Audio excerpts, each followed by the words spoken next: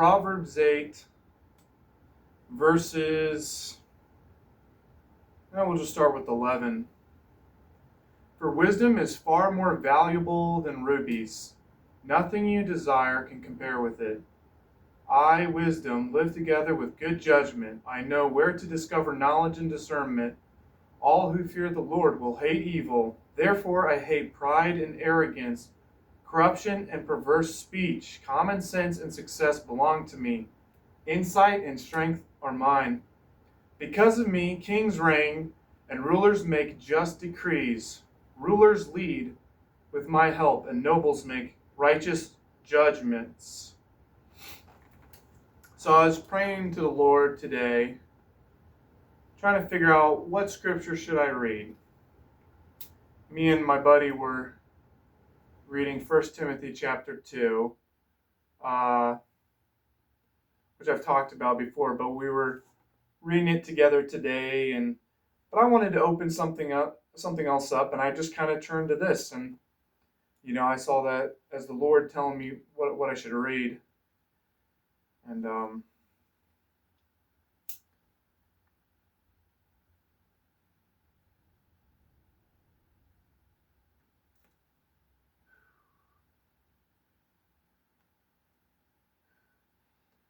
I got these little cigarillos. It's a much shorter smoke, but sometimes I don't want to smoke a whole cigar.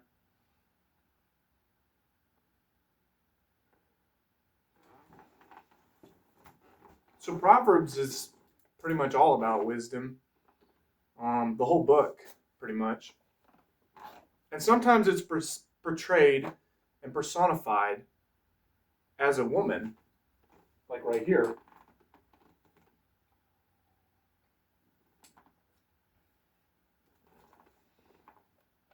And it's in contrast with before chapter 8, it's chapter 7 is talking about an adulterous woman, right?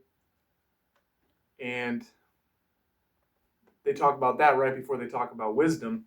So there's definitely something connecting the two of them.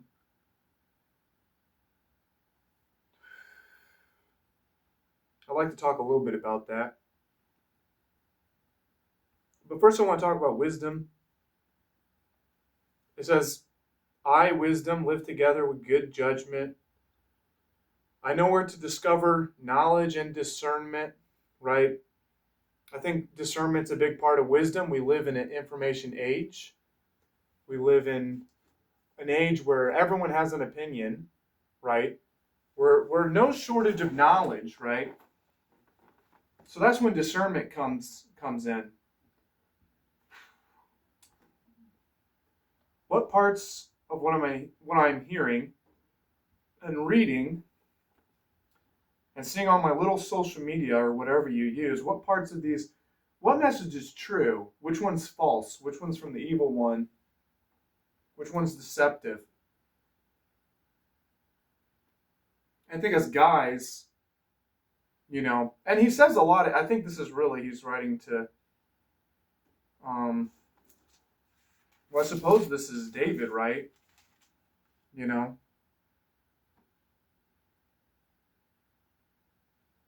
Okay, it's Solomon. Yeah. And it says, oftentimes he's saying, I'm writing to my son. Listen, son. So, yeah, Psalms is David, but he's talking to his son. That's why he often uses the image of a promiscuous woman. So, I think as a man, it's our job to be discerning. It's our job to acquire wisdom.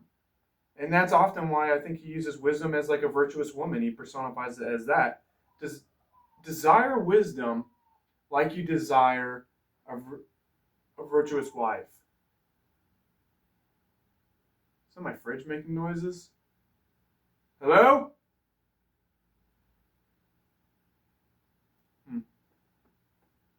Unless my roommate got back.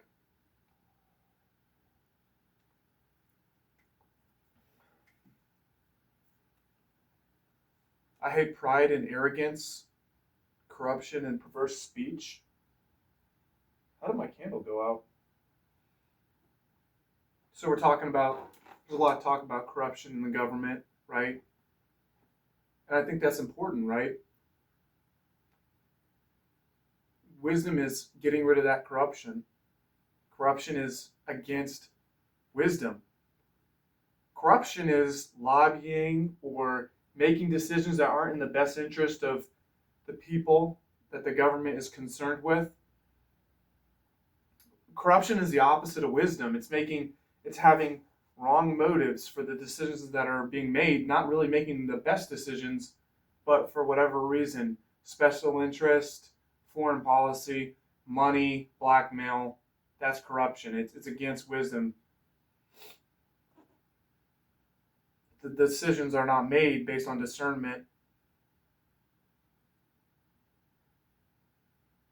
Rulers lead with my help, and nobles make righteous judgments.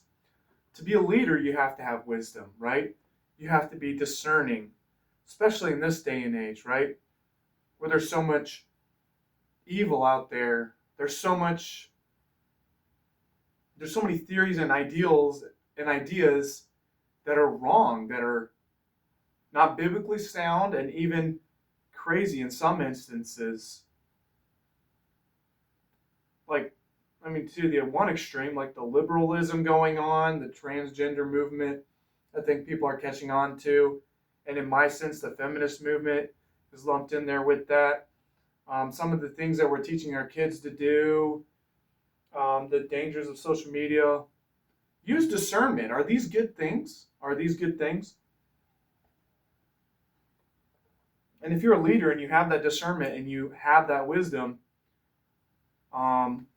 you're gonna come to the conclusion that no, like, things are messed up. Right here in verse 14, common sense and success belong to me. Insight and strength are mine. Common sense is part of wisdom. And there's success in wisdom. That's good to hear for us young guys. Yeah, so let's just turn the chapter before that, chapter 7. Find somewhere to start. Verse 4, it says, love wisdom like a sister. Then it goes on to say, let them protect you from an affair with an immoral woman, from listening to the flattery of a promiscuous woman.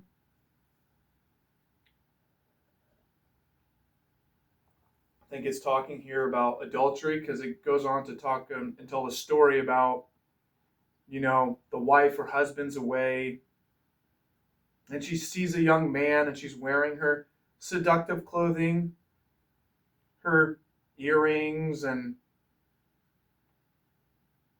fancy clothes, throws her arms around him, says, let's go have sex while my husband's gone. He's going to be gone for a while. So she seduced him with her pretty speech, verse 21, and enticed him with her flattery. He followed her at once like an ox going to the slaughter.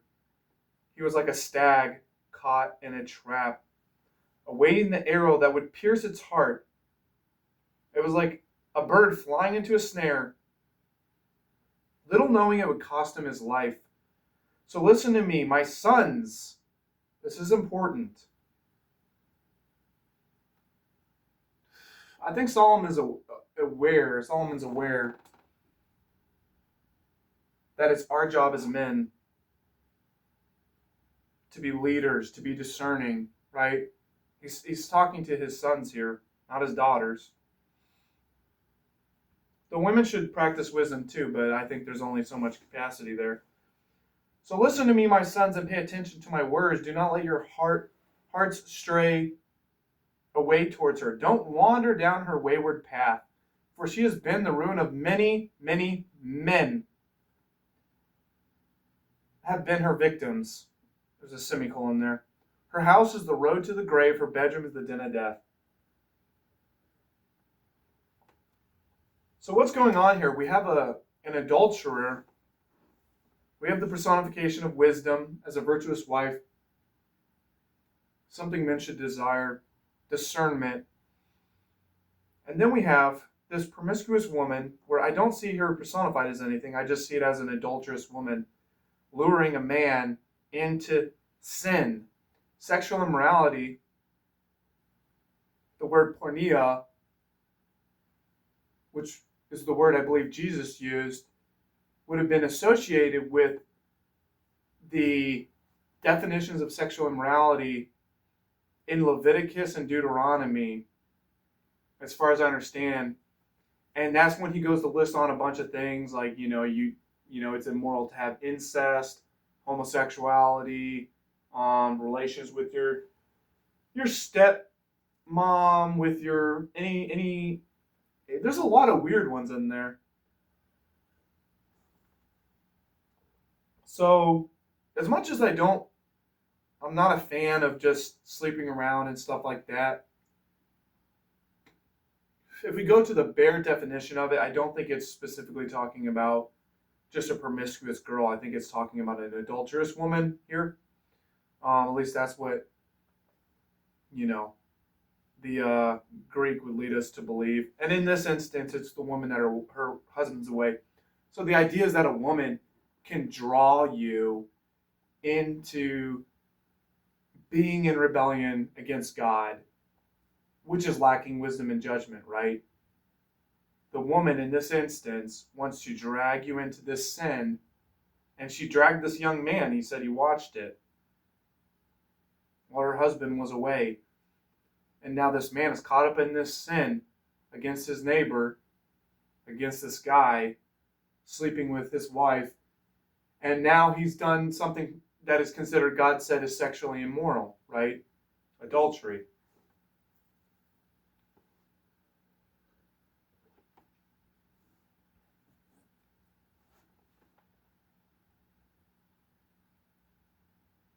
Adultery.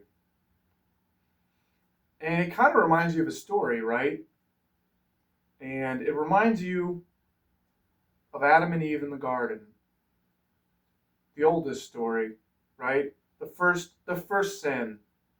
What was the first sin?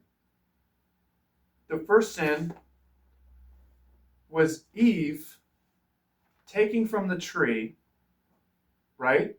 Becoming immoral and committing that sin. And then convincing the man, her husband, to engage in it as well. And he lacked discernment. And kind of like in this story with the promiscuous woman, she drew Adam into this sin of eating the apple, right? She was deceived. I don't know. I mean, there could be stuff said about that, but at the end of the day, she was deceived and she tried to draw the man into it. And here in Proverbs, it's saying, be a man of wisdom. Desire wisdom and discernment like a good woman. Because here's this adulterous woman trying to draw you into sin. She's trying to keep you from wisdom. She's trying to keep you from discernment, from common sense, from being a leader. All these things that Proverbs describes. And it's the story that's as old as time. It's the story as old as time. Why did I turn to 2 Thessalonians? Is the man wanting that woman so bad that he's willing to give up wisdom, give up discernment, give up his relationship with God, give up truth, and not be a leader. Right?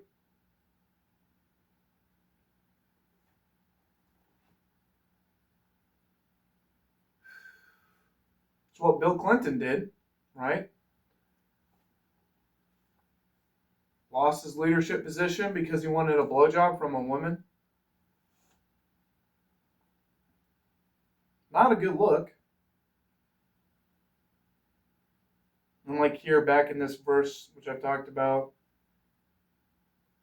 talking about women being submissive and being quiet and not having authority or teaching men.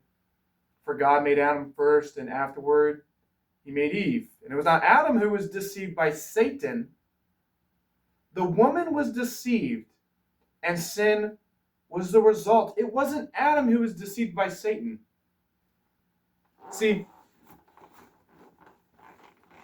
it's like the verse that says, young men, you have overcome the evil one. But have you overcome the adulterous woman, the promiscuous woman? And here, Adam wasn't deceived by Satan. Satan went after Eve. He knew if he could get Eve, that was his best shot at convincing Adam. And it worked. I really don't think, and I think this scripture implies that if Satan had tried to tempt Adam, I don't think it would have worked. Adam would have seen right through it. He would have had the wisdom, the common sense, the discernment to know, I'm not listening to you. I'm not going to do this. But for whatever reason, once Eve was roped into it, like the adulterous woman on the street, dressed in her fancy clothes that sees the young man, in Proverbs 7, she was able to lure him into that sin, lure him into the lack of wisdom, to throw wisdom out the door, out the window, and to be in rebellion against God. And it's a true story, man. We're experiencing it.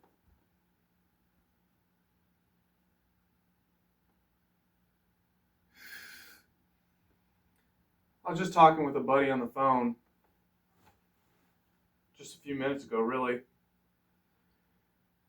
And I think studies have shown that, I was watching a video on this too. They've shown that there's been a cultural shift, but it's not really so much a culture shift as it's a shift in it's not a shift in the way men think and the way men act. Though there's a little bit of that. But there's a big shift in the women and how they behave and their values and their thinking. And it all kind of started during, I want to say World War II. Maybe it was World War One. But whatever, all the men, went to war. So you have all these women at home in America without that discerning, wise leader in their life. And there was a lot of propaganda being pushed by these big companies, right? Taking advantage of these women that have walked away from their Adam. They didn't walk away, their Adam was taken away. And then, there's Satan there, right next to that fruit, telling you, here, take a bite. So it started happening then, big time, and it continues to happen, right?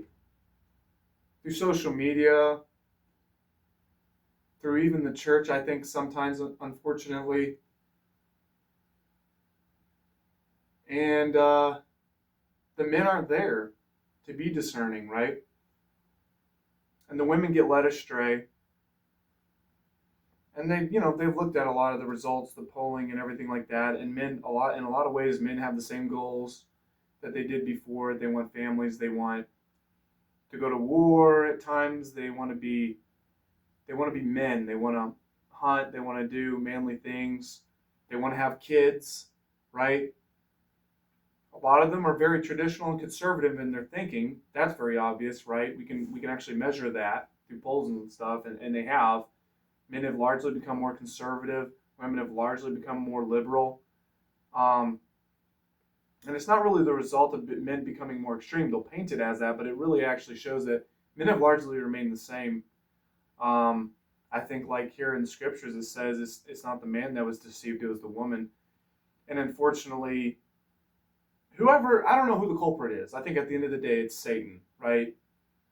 But who's riding along with this? Is it government? Is it freaking AIPAC? Is it lobbying? Is it big companies, trying to increase their profits? Whoever it is, they've deceived a lot of the women in our culture through media, through everything. So the women have changed, right? They don't have the same values. Oh, now I need to eat. They're not thinking about marriage when they used to be thinking about marriage. They're prioritizing other things that they used to not prioritize, like career and school and stuff like that. Things that were traditionally men, now women are, right? I forget what it was, like 60% of all graduates from graduate school are women. Women are becoming overwhelmingly the ones going to grad school. It's very obvious that there's been a huge shift. I mean, we went from almost no women going to college to now there's largely more women in college than men and doing their careers and stuff like that and focused on that. So there's been a huge shift, and men haven't changed a lot, to be honest. They've changed in some ways, but a lot of it's the result of that. So what to do about it? I think the biggest thing is just first admitting that it is a problem, right? That's the biggest thing. And that's the thing that a lot of guys don't want to do. Churches aren't going to do it. They'll just continue to have men leave their church, and they'll continue to keep those numbers up, keep those people coming in. But people are starting to talk about it at some level. You got some of these political talk shows. Tucker Carlson's waking up to it. He was on the Sean Ryan show, and you have obviously Nick Fuentes and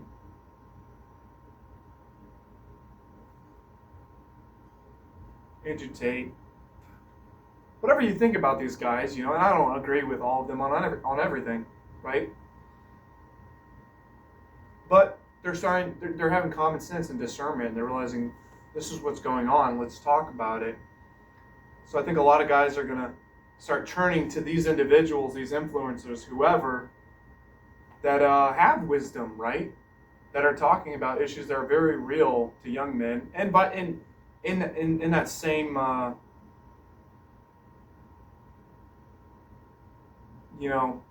in the same way, the things that affect men are going to affect women, right? Negatively. So it's in the best interest for everyone involved.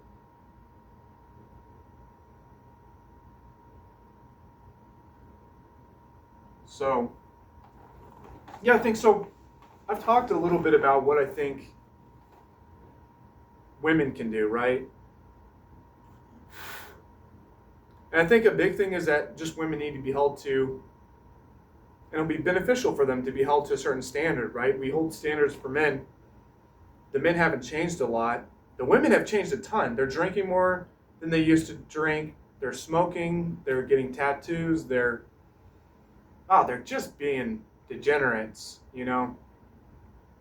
sleeping around, not, losing the value of. They don't value family life and chastity, and we're not teaching them in the church how to be submissive or anything. We're not talking about that stuff, right? All those things. So I think at the end of the day, quite practically speaking, whether you agree that we need to hold them to those standards, they're the ones that have changed. I think it's hard to deny it. It's not their own fault. Well, in some sense it is, but it's just kind of like the story of Adam and Eve. They were deceived. And we weren't there to stop it, to hold those men that were deceiving them accountable. So I think part of the answer is, yes, women need to feel shame for certain things. They need to be held accountable. They need to have someone speaking into their life with wisdom and saying, hey, that's not how we behave. That's not ladylike. No, you don't need to be going after those things. That's not your role. That's not what you should be doing. And it needs to be done in love, right? Not anger. But we need a shift in the mindset. And that's not happening, That's not happening at all. If you go to church for any amount of time, you'll find out that if there is a message addressing men or women, it's usually to the men. the men that haven't changed much, the men that want families, the men that value a virtuous woman. The message is usually to them. It's falling on not deaf ears, I suppose, but it's just an old message that they're tired of hearing. And there's really no standard held for women at all. And it's not talked about, at least not the churches I've gone to. And it's really sad. There's no excuse for it whatsoever, because you read the Bible, it doesn't take you long to run into these passages, laying it out very clearly and talking about it. So there's an active, like eyes wide shut committee going on here. There's a active ignorance, which is sad because it just means that there's something more sinister going on here. So yeah, that's one level, in your own life.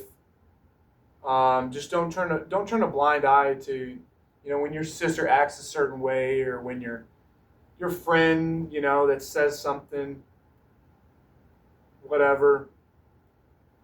I had a friend of mine say that her boyfriend broke up with her because he never saw her and she was too focused on career and something. And she was telling me this stuff. I wasn't saying anything. And then she said that, I laughed at him and I just thought, oh, how insecure. He's breaking up with me because he doesn't want me being this big career woman earning more money than him. And she said it was an ego boost. And of course, later on down the line, she's falling apart and she's like, what do I do here? And I told her, get around Christians, in short, but because she's not.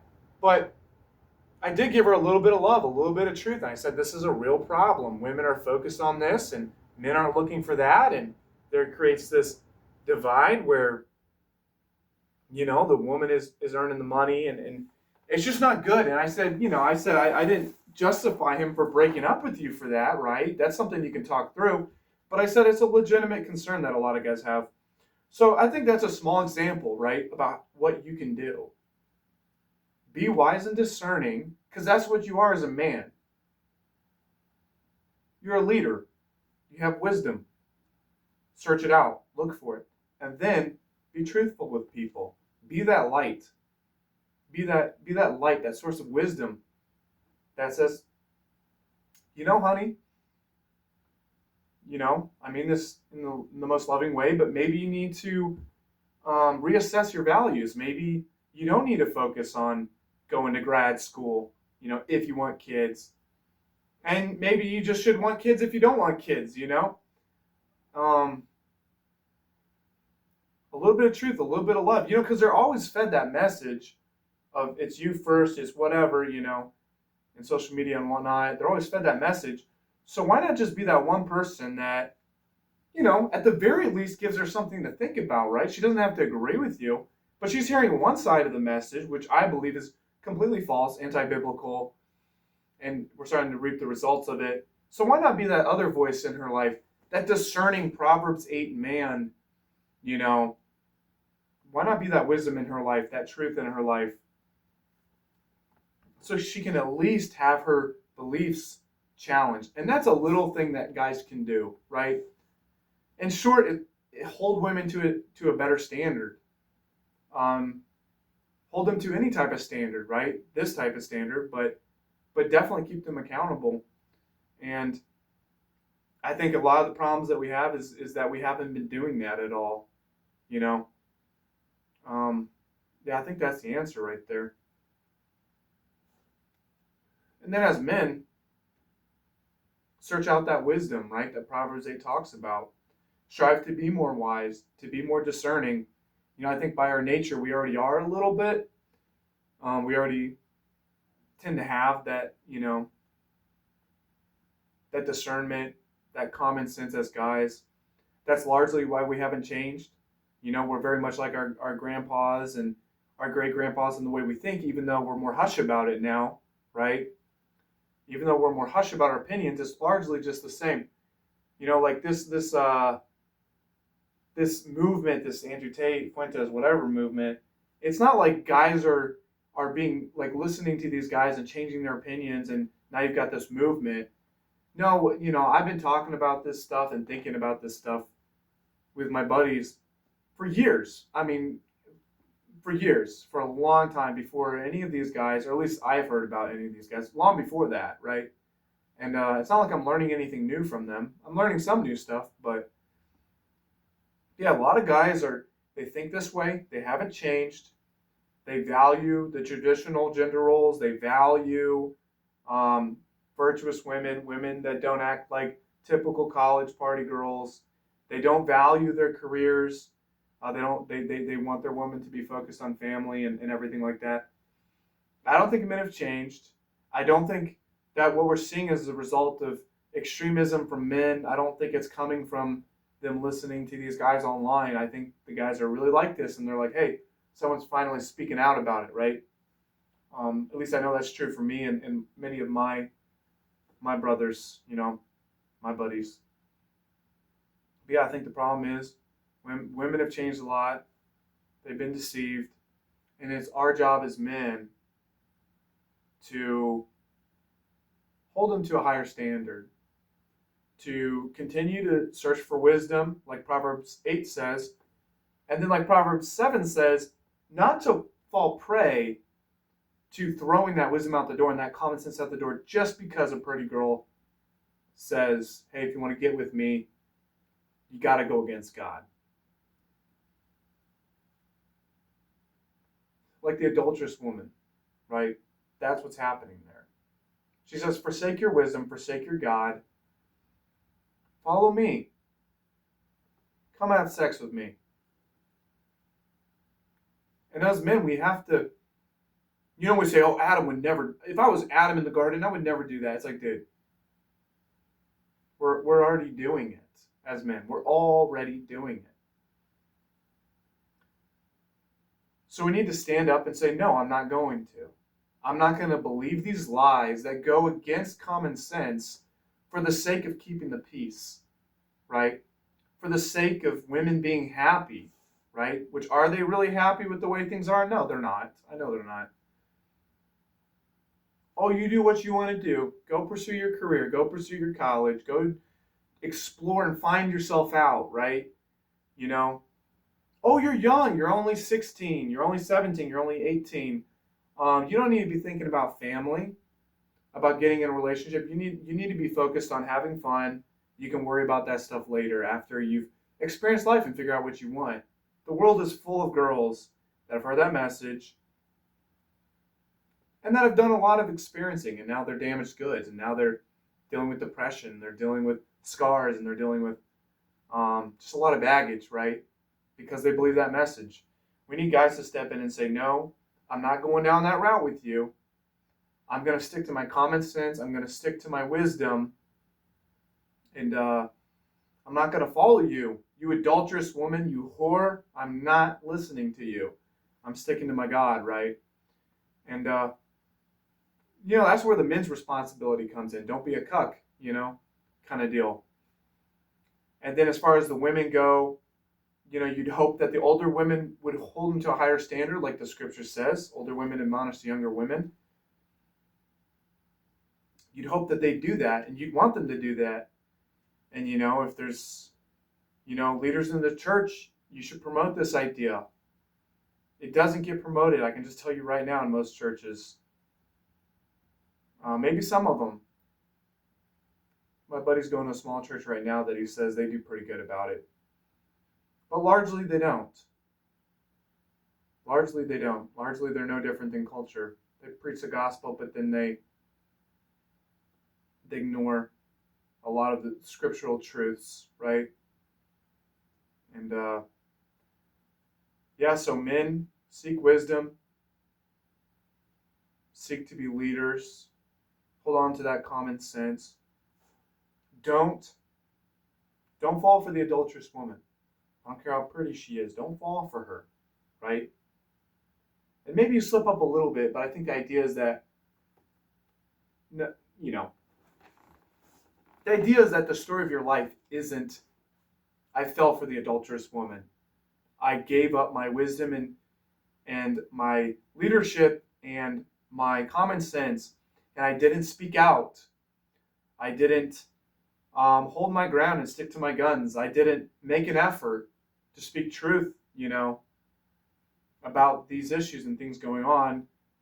I think that's the main idea. Is like that's not the story of my life at the end of the day.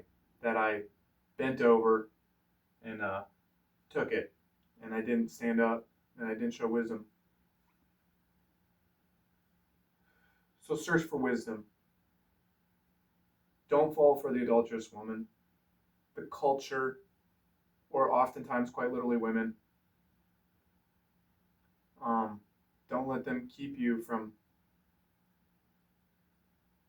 being outspoken about it, from doing what's discerning, being wise, having common sense. And then I suppose the message to the women would be, I don't even think I can say don't be deceived, because I think it's not like I don't think it. I mean, Timothy talks about it, or Paul talks about it in 1 Timothy. You're gonna be more easily swayed. Eve was. It's the story of, it's part of your gender, right? Especially if you don't have that man beside you. That's a different story, right? But if you're single, you're not married, you know, I think the best thing you can do is to get rid of those influences in your life and to stick to your father if you've got a good father, or you can find a solid man, that's wise and that's a God-fearing man, that he can help keep you on the right track, right? Because you're not meant to fight that battle alone, right? It'll just end up being the same story, like with Eve. So, and then hold your friends to a higher standard. Older women hold the younger women to a standard. This standard of, we're not going to fall for this lie that we're just a cog in the wheel. Need to go to college, need to get degrees, need to work, and it's like they're falling for it, and not marrying young. I think it's great to marry young. I think it's great in some sense. The younger the better, dude. Maybe for women, not so much for men. Men need to somewhat get their wisdom up, get their money up a little bit. Nothing crazy, right? We're not talking necessarily six figures, but get some savings up, get your wisdom up, get your social circle up a little bit. But women, it's like you don't need to do all that stuff, right? In fact, it's better if you marry younger. The younger, the better, so that you haven't been corrupted by being single and allowing all this information to come into you and tell you how to think, or for you to go be used by other men for their own pleasure, and now you got to carry that baggage into your marriage relationship, right? That you were never meant to carry. So, or focus on careers in college that distracts you from being a mom. Yeah. Just a thought I had, man. Just a thought I had. Talking with my buddies, did a little Bible study with one buddy and got on the phone with another one today, and just been going, man. A lot of good insight, a lot of good thoughts from these guys. And man, my head's just spinning with all kinds of good information, good knowledge. The Lord's been blessing. So, God bless you guys. Be in the Word and search for that wisdom, right? Search for that wisdom. Hold women to a higher standard. Read the scriptures, man. Read the scriptures. It's in there. It's in there.